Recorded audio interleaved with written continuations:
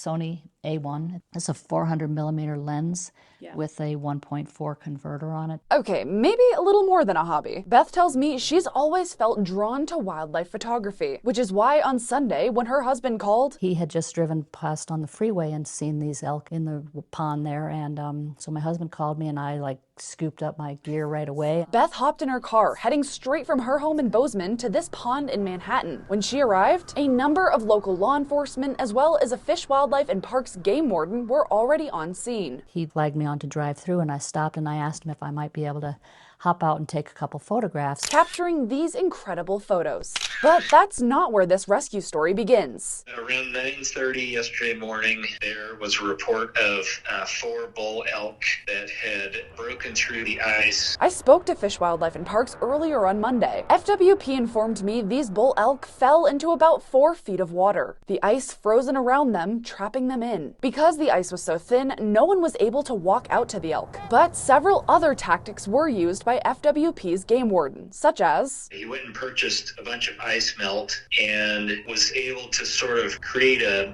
path for the elk to get out, followed by hazing the elk using rubber bullets to encourage them to move. But nothing was working. That was until a spectator, who also happened to be a pilot for Central Copters, offered his services.